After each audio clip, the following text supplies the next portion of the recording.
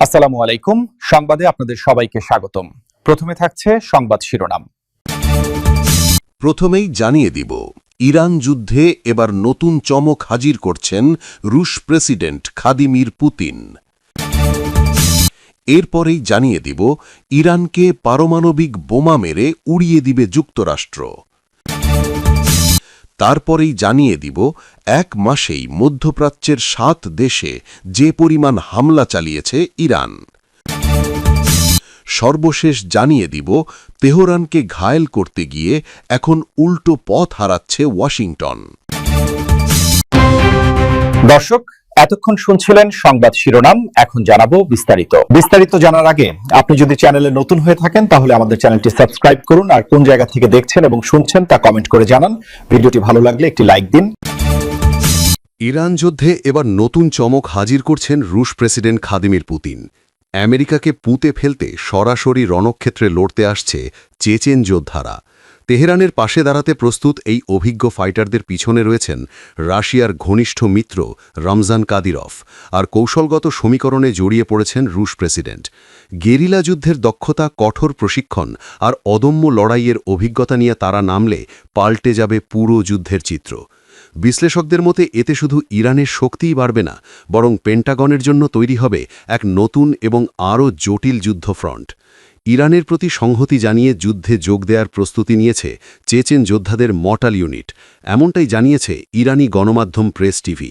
প্রতিবেদনে বলা হয়, আমেরিকা যদি ইরানের বিরুদ্ধে সরাসরি স্থল আক্রমণে যায় তাহলেই ইরানের মাটিতে গিয়ে লড়াইয়ে অংশ নিতে প্রস্তুত এই চেচেন ইউনিটগুলো। চেচেনরা মূলত রাশিয়ার অন্তর্গত চেচনিয়া অঞ্চলের বাসিন্দা। দীর্ঘদিন ধরে যুদ্ধ সংঘাতে অভ্যস্ত একটি জাতিগোষ্ঠী হিসাবে পরিচিত তারা। বর্তমানে চেচনিয়ার নেতা রমজান কাদিরের অধীনে থাকা বিশেষ ইউনিটগুলো রাশিয়ার ঘনিষ্ঠ মিত্র হিসাবে কাজ করে এবং বিভিন্ন আন্তর্জাতিক সংঘাতে মস্কোর স্বার্থ রক্ষায় ভূমিকা রাখে। প্রেস টিভির প্রতিবেদন বলছে, এই চেচেন ইউনিটগুলো নিজেদেরকে শুধু সামরিক শক্তি হিসাবে নয়, বরং আদর্শিক লড়াইয়ের অংশ হিসাবেও দেখছে। তারা ইরানের বিরুদ্ধে সম্ভাব্য মার্কিন হামলাকে একটি বড় সংঘাত হিসাবে বিবেচনা করছে এবং এটিকে প্রতিরোধের যুদ্ধ হিসাবে মস্কোর কাছে তুলে ধরছে। এই প্রেক্ষাপটে রমজান কাদির আগেই মন্তব্য করেছিলেন, ইরানকে ঘিরে চলমান এই সংঘাতে রাশিয়ার সরাসরি অংশগ্রহণ করা উচিত। তার এই অবস্থানকে গুরুত্বপূর্ণ ইঙ্গিত হিসাবে দেখছেন বিশ্লেষকরা, কারণ এটি শুধু চেচেন ইউনিট নয়, বরং বৃহত্তর রুশ সমর্থনের সম্ভাবনাকেও সামনে নিয়ে আসে। যদিও এই যুদ্ধে সরাসরি রাশিয়া অংশগ্রহণ করছে না, তবুও চেচেন ইউনিটের উপস্থিতিকে মস্কোর পরোক্ষ সমর্থনের ইঙ্গিত হিসাবে দেখা হচ্ছে। সামরিক বিশ্লেষকদের মতে, চেচেন যোদ্ধাদের সবচেয়ে বড় শক্তি হল তাদের গেরিলা যুদ্ধ কৌশল, দ্রুত আক্রমণ এবং প্রতিকূল পরিবেশে টিকে থাকার সক্ষমতা।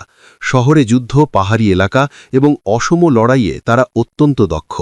সিরিয়া ও ইউক্রেনের মতো সংঘাতপূর্ণ অঞ্চলে তাদের উপস্থিতি এই অভিজ্ঞতাকে আরও শক্তিশালী করেছে। ফলে তারা যদি ইরানের পক্ষে সরাসরি যুদ্ধে নামে তাহলে সেটি হবে যুক্তরাষ্ট্রের জন্য একটি নতুন ধরনের চ্যালেঞ্জ। ইরানি ওই গণমাধ্যম বলছে, যদি চেচেন যোদ্ধারা ইরানের পক্ষে সক্রিয়ভাবে যুদ্ধে অংশ নেয় তাহলে মধ্যপ্রাচ্যে উল্লেখযোগ্যভাবে বদলে যাবে যুদ্ধের সমীকরণ।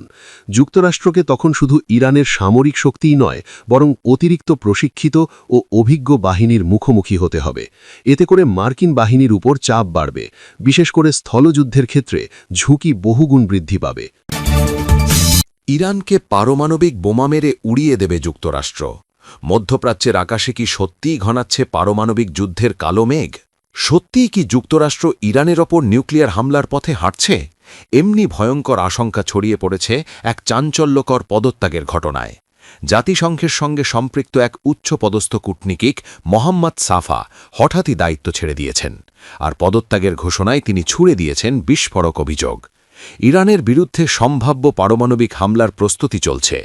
সম্প্রতি ফেসবুক ও এক্সে দেওয়া পোস্টে সাফা দাবি করেন, তিনি আর মানবতার বিরুদ্ধে সম্ভাব্য অপরাধের সাক্ষী হয়ে থাকতে পারেননি। প্রায় 12 বছর ধরে জাতিসংঘে পেট্রিয়াটিক ভিশন অর্গানাইজেশনের প্রতিনিধি হিসেবে দায়িত্ব পালন করা এই কূটনীতিক সরাসরি অভিযোগ তুলেছেন, একটি শক্তিশালী লবি ইরানকে টার্গেট করে যুদ্ধ পরিস্থিতি তৈরি করছে।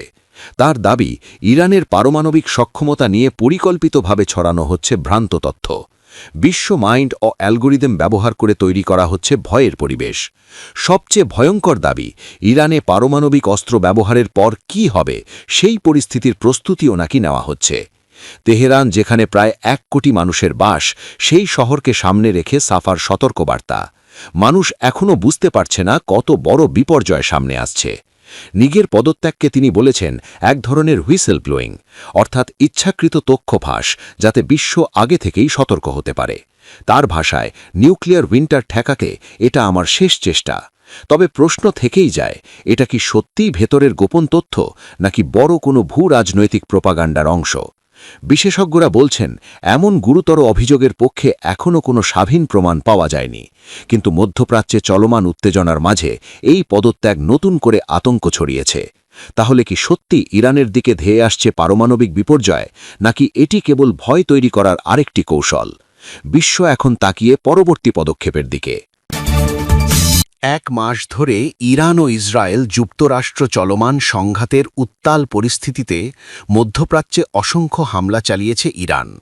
আর চলমানে যুদ্ধের বিশাল সংখ্যক হামলায় বৃষ্টির মতো ক্ষেপণাস্ত্র ও ড্রোন ব্যবহার করা হয়েছে, যার মূল লক্ষ্যই ছিল মধ্যপ্রাচ্যের 7টি দেশে অবস্থিত মার্কিন ঘাঁটি ও গুরুত্বপূর্ণ স্থাপনাগুলো ধ্বংস করা। আর এই হামলায় পুরো মধ্যপ্রাচ্য এখন রণক্ষেত্রে পরিণত হয়েছে।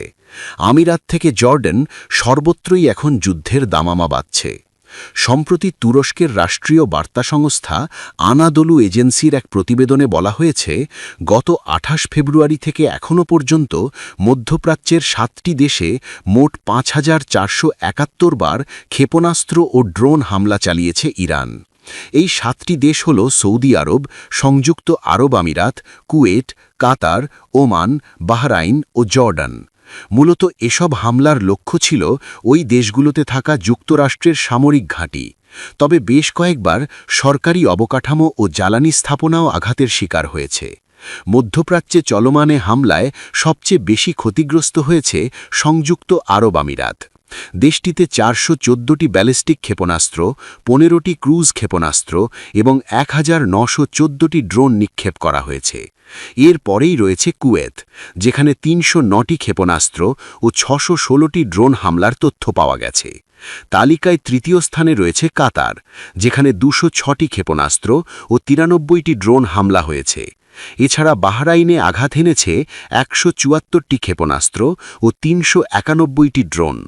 অন্যদিকে তথ্য মিলেছে সৌদি আরবের বিভিন্ন সামরিক ও জ্বালানি স্থাপনায় 52টি ক্ষেপণাস্ত্র এবং 1006টি ড্রোন হামলা করেছে ইরান। এ হামলায় 6ষ্ঠ অবস্থানে রয়েছে জর্ডান। দেশটিতে সব মিলিয়ে 206টি ক্ষেপণাস্ত্র ও ড্রোন নিক্ষেপ করেছে ইরান। তবে সবচেয়ে কম সংখ্যক হামলা চালানো হয়েছে ওমানে, যেখানে 19টি ড্রোন ও ক্ষেপণাস্ত্র নিক্ষেপ করা হয়েছে। বিশ্লেষকদের মতে এই ধারাবাহিক হামলা মধ্যপ্রাচ্যের নিরাপত্তা পরিস্থিতিকে আরও জটিল করে তুলছে এবং বৈশ্বিক জ্বালানি ও অর্থনীতির ওপর বড় ধরনের প্রভাব ফেলতে পারে। সব মিলিয়ে 1 মাসেই এমন ব্যাপক হামলা যেন ইঙ্গিত দিচ্ছে সংঘাত থামার কোনো লক্ষণ নেই, বরং পরিস্থিতি আরও ভয়াবহ রূপ নিতে পারে। যুদ্ধের জালে যেন নিজেই আটকে গেছে আমেরিকা। তেহরানকে ঘায়েল করতে গিয়ে এখন উল্টো পথ হারাচ্ছে ওয়াশিংটন। শক্তিমত্তার বড়াই করা সেই যুক্তরাষ্ট্রই এখন সহায়তার খোঁজে কড়া নাড়ছে মিত্রদের দরজায়। কিন্তু সাড়া মিলছে না, বরং একে একে মুখ ফিরিয়ে নিচ্ছে জোট সঙ্গীরা। সর্বশেষ সরাসরি না বলে দিয়েছে ন্যাটো দেশ স্পেন। ইরানে হামলার জন্য তাদের আকাশসীমা ব্যবহার করতে পারবে না মার্কিন যুদ্ধবিমান। বিশ্লেষকদের মতে এটি শুধু কূটনৈতিক ধাক্কা নয়, বরং আমেরিকার নেতৃত্ব ও কৌশল নিয়ে বড় প্রশ্ন তুলে দিচ্ছে। এখন প্রশ্ন, এই যুদ্ধ থেকে বের হওয়ার পথ কোথায়? ট্রাম্পের দিক থেকে মুখ ফিরিয়ে নিয়েছে আমেরিকার নিরাপত্তা সহযোগী ন্যাটো ঘোষিত দেশ স্পেন। ট্রাম্পের সহায়তার আবেদনে স্পষ্ট জানিয়ে দিয়েছে, ইরানে হামলা চালাতে যাওয়া মার্কিন যুদ্ধবিমানগুলো পাবে না স্পেনের আকাশসীমা ব্যবহারের সুবিধা।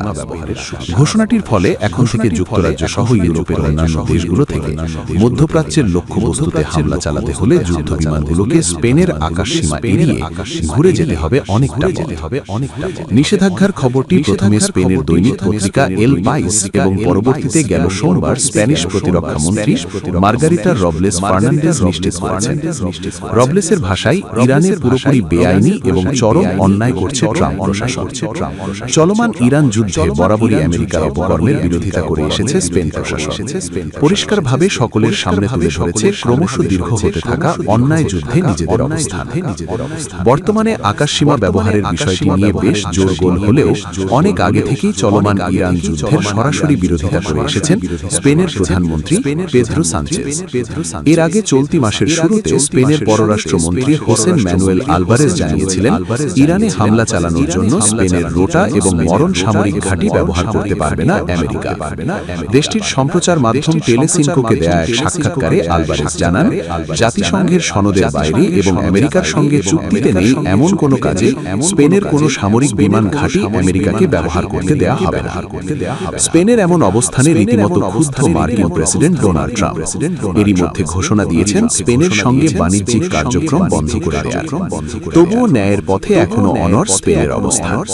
বিরতিহীনভাবে চলতে থাকা যুদ্ধে প্রথমে ঘাঁটি ব্যবহারের নিষেধাজ্ঞা এবং পরবর্তীতে আকাশপথ ব্যবহারের অনুমতি না দিয়ে অনেকটা কৌশলগতভাবেই ইরানের পক্ষে অবস্থান নিয়েছে স্পেন।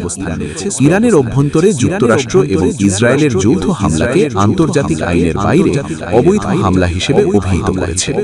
ফলে কিছুটা হলেও আন্তর্জাতিকভাবে চাপ কমবে ইরানের উপর।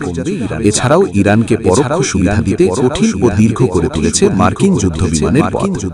ইরানের উপর সামরিক চাপ কমাতে বারবার জোর দিচ্ছে আলোচনা বা মধ্যস্থতার উপর।